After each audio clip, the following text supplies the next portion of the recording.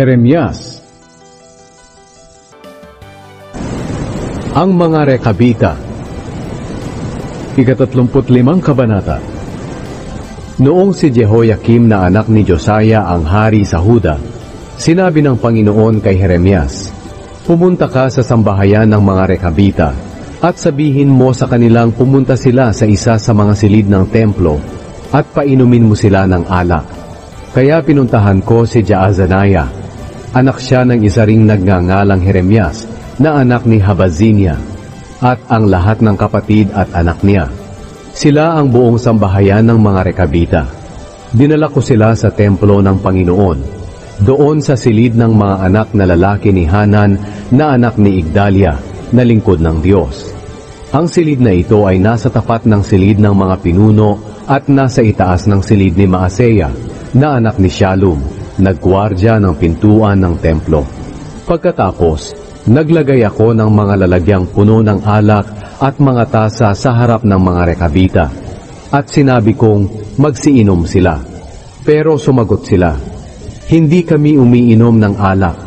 Iniutos sa amin ng ninuno naming si Jonadab, na anak ng pinuno naming si Rekab, na kami at ang angkan namin ay hindi iinom ng alak.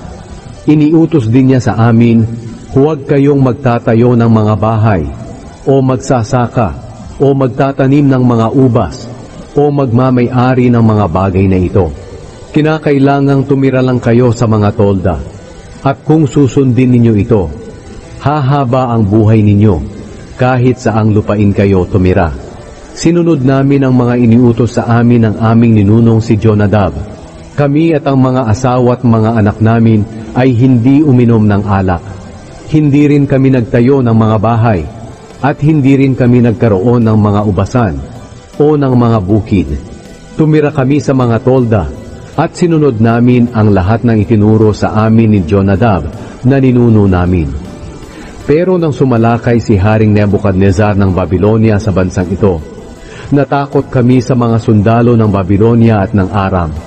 Kaya nagpasya kaming tumakas at pumunta sa Jerusalem. Ito ang dahilan kaya nakatira kami dito sa Jerusalem.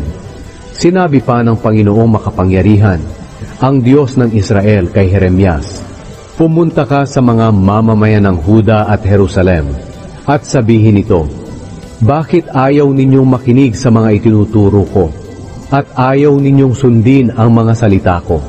Si Jonadab na anak ni Rekab ay nag-utos sa mga angkan niya na hindi sila iinom ng alak, at sinunod nila ito.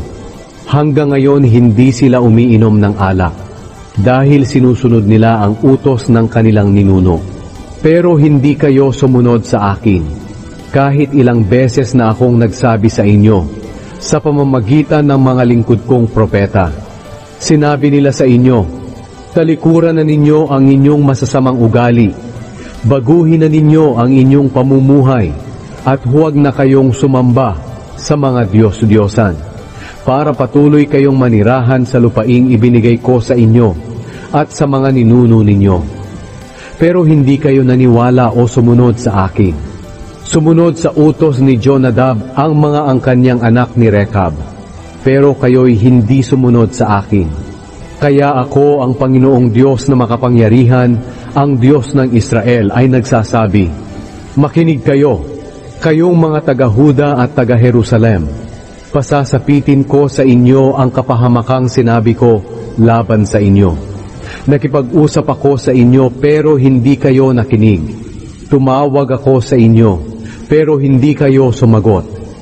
Pagkatapos, sinabi ni Jeremias sa mga Rekabita ang sinabi ng Panginoong makapangyarihan, ang Diyos ng Israel.